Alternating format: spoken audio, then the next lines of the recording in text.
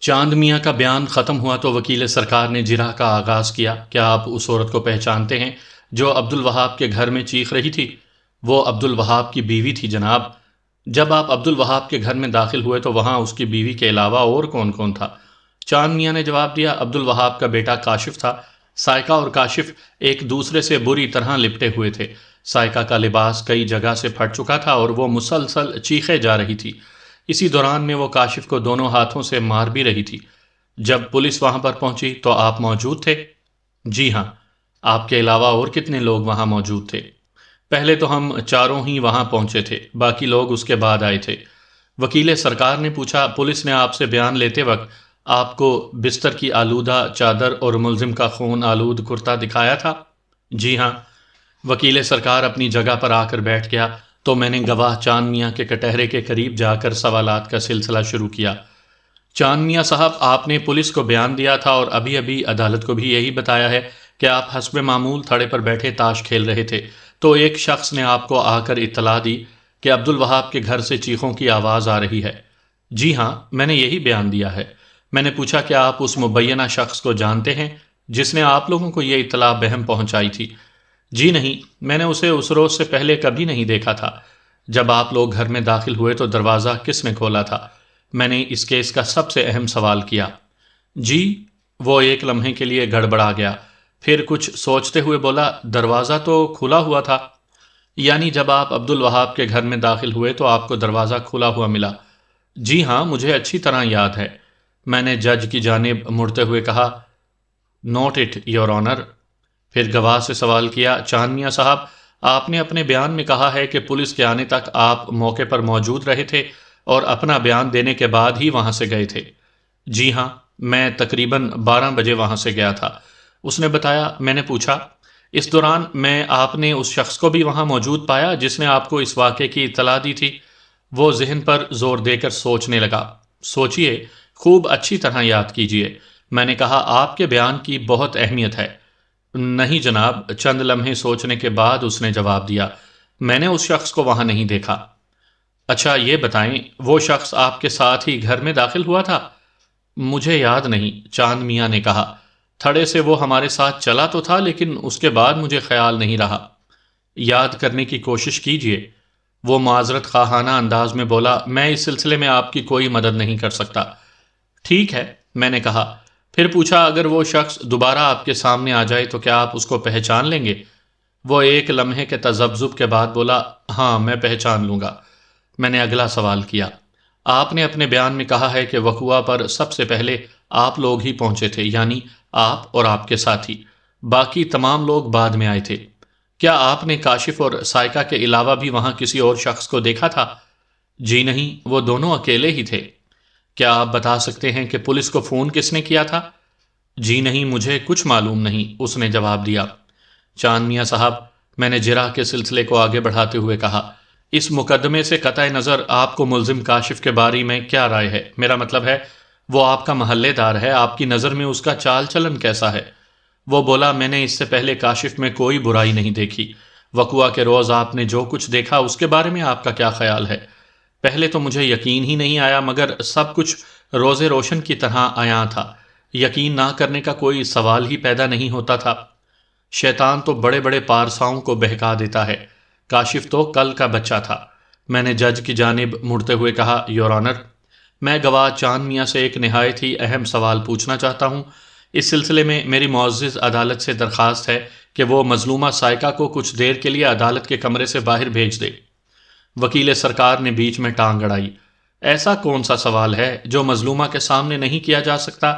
میں نے متحمل لہجے میں کہا، آپ کو کوئی اعتراض ہے کیا؟ یہ میری موکلہ کی توہین ہے جناب عالی، وہ جج سے مخاطب ہو کر بولا۔ ایک تو اس کے ساتھ زیادتی ہوئی ہے اور اس پر… جج نے وکیل سرکار کی بات قطع کرتے ہوئے کہا، بیگ صاحب نے عدالت سے جو درخواست کی ہے اس سے مظلومہ کی توہین کا کوئی پہلو نہیں نکلتا۔ ہاں، اگر آپ کو اس بات پر کوئی اعتراض ہے تو اپنے اعتراض کی وضاحت کریں۔ مجھے کوئی اعتراض نہیں ہے یور آنر، اس نے کھسیانے انداز میں کہا، پھر اپنی جگہ پر جا کر بیٹھ گیا۔ میں دیکھ رہا تھا کہ کافی دیر سے وکیل سرکار کی بری حالت تھی۔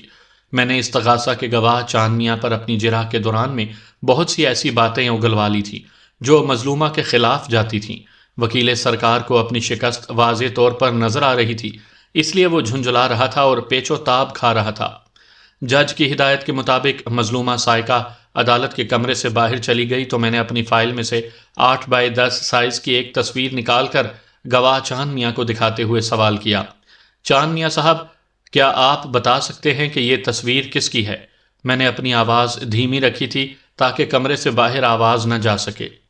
وہ تھوڑی دیر تک تصویر کا جائزہ لیتا رہا، پھر مایوسی سے سر ہلا کر بولا، نہیں جناب، میں کوشش کے باوجود اسے پہچان نہیں سکا۔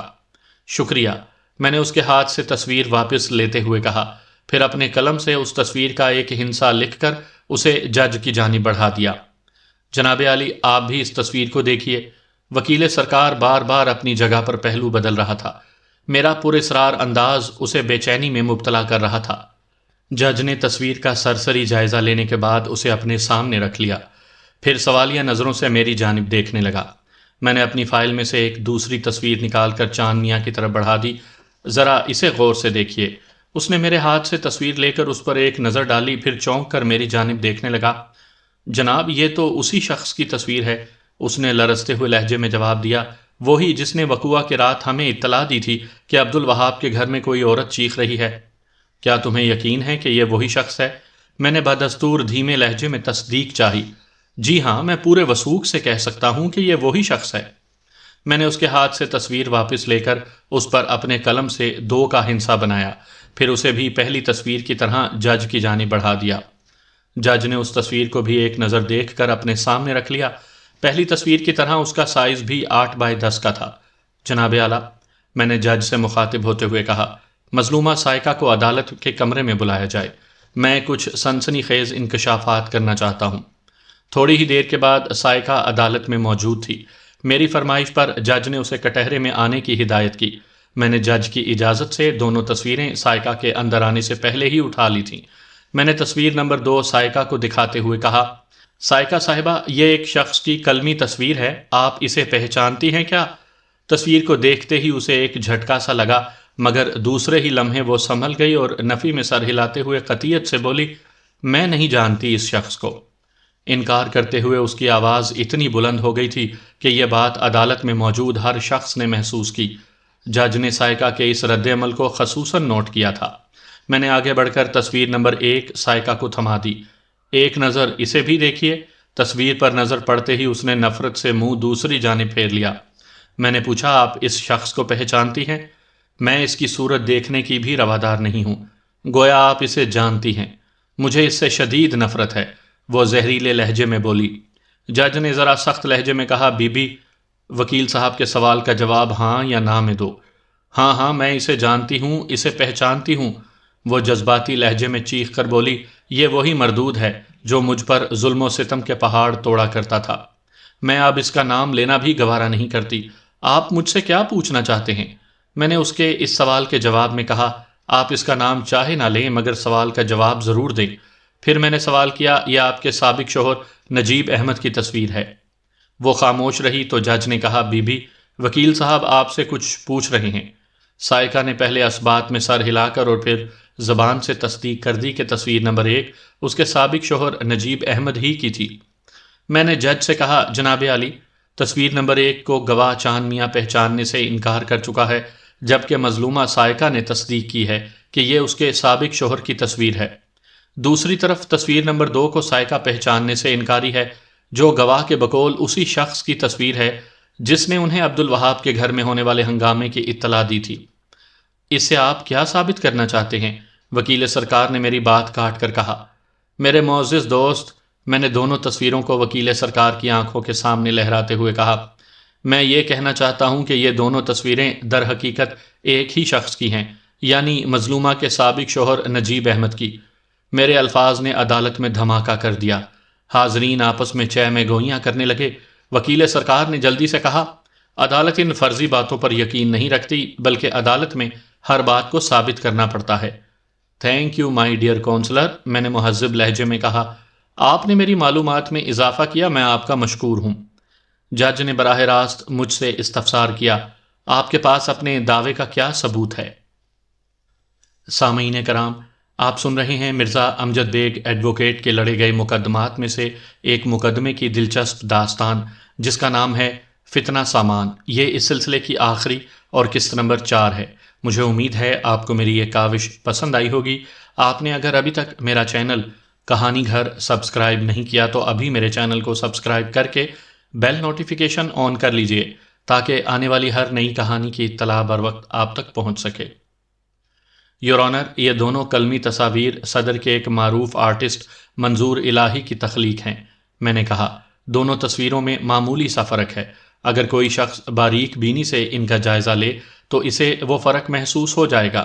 تصویر نمبر 1، یعنی وہ تصویر جسے مظلومہ سائقہ نے اپنے سابق شوہر نجیب احمد کی حیثیت سے شناخت کیا ہے، اس تصویر پر اگر بھاری مونچھیں بنا دی جائیں اور ناک کے قریب ایک بڑا سا مسا بنا دیا جائے تو وہ تصویر نمبر 2 بن جائے گی، یعنی وہ تصویر جسے گواہ چاند میاں نے اس شخصیت کی حیثیت سے شناخت کیا ہے جس نے انہیں وقوع والی رات ہنگامے کی اطلاع دی تھی۔ تصویر نمبر 1 میں نجیب احمد کلین شیو تھا۔ میں نے دونوں تصویریں جج کی جانب بڑھا دیں۔ وہ دلچسپی سے تصویروں کا جائزہ لینے کے بعد میری طرف دیکھنے لگا۔ میں نے دلائل دیتے ہوئے کہا، جناب عالی، آرٹسٹ منظور الہی اس وقت عدالت میں موجود ہے، جس نے میرے کہنے پر نجیب احمد کی ایک پاسپورٹ سائز تصویر سے 2:8x10 کی کلمی تصاویر اس طرح تیار کی کہ ایک تو ہو بہو ویسی ہی بنائی اور دوسری میں اس نے مونچھیں اور مسے کا اضافہ کر دیا۔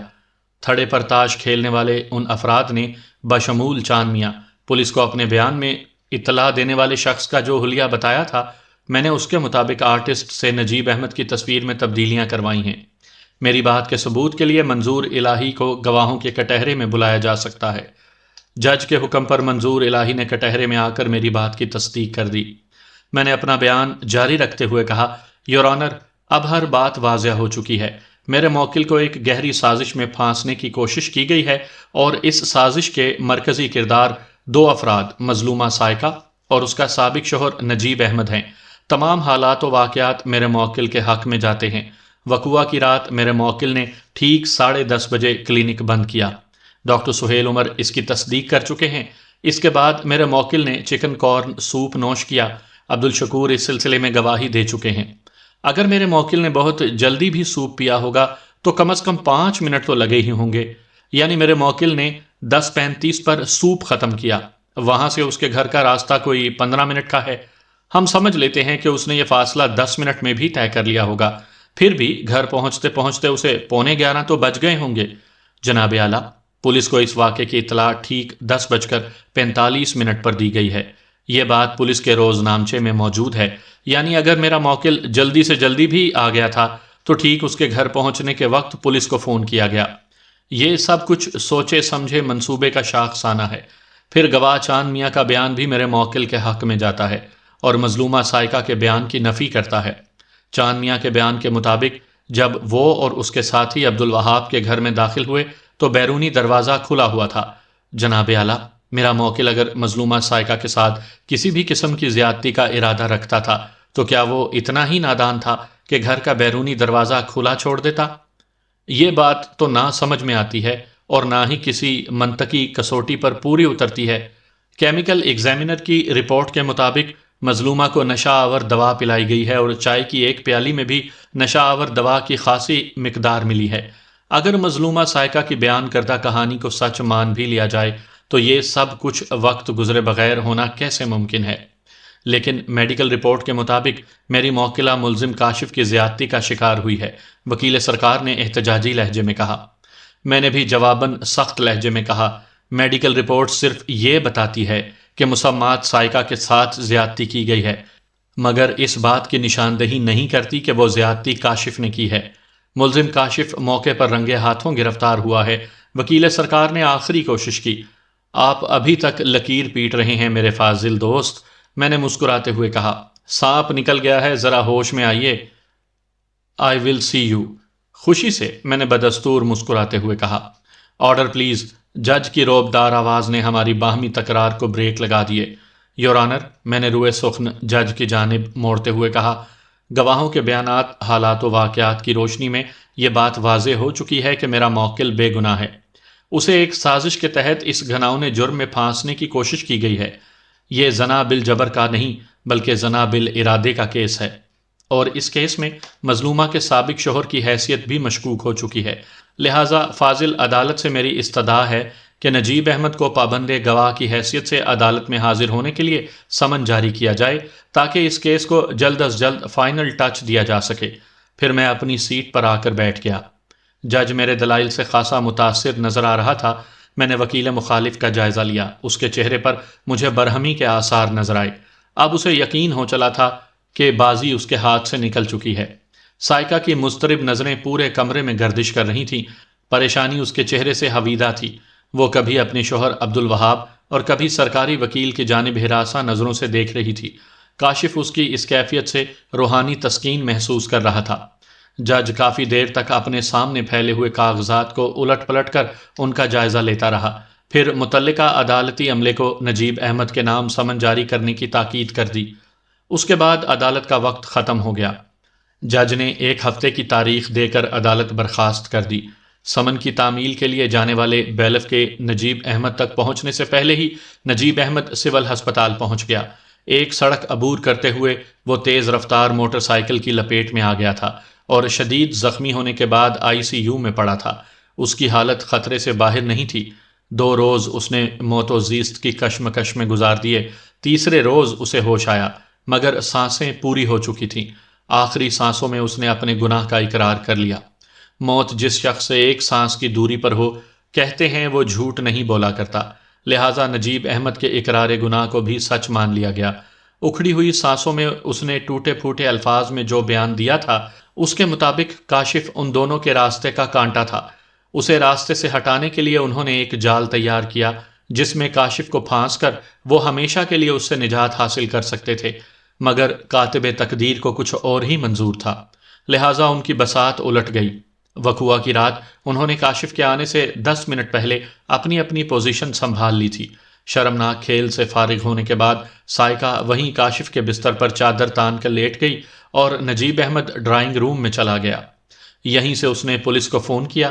پولیس اسٹیشن وہاں سے اتنے فاصلے پر تھا کہ پولیس آدھے گھنٹے سے پہلے وہاں نہیں پہنچ سکتی تھی، اور کاشف کے آنے میں چند منٹ ہی باقی رہ گئے تھے۔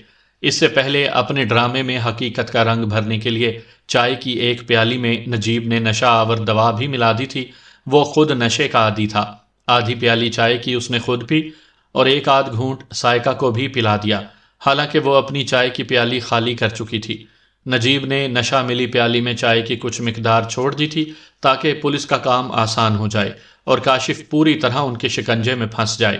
کاشف جب معمول کے مطابق گھر آیا اور اس نے بیرونی دروازے کو اندر سے کنڈی لگا دی اور اپنے کمرے کی جانب بڑھا تو نجیب احمد پوری طرح تیار ہو گیا۔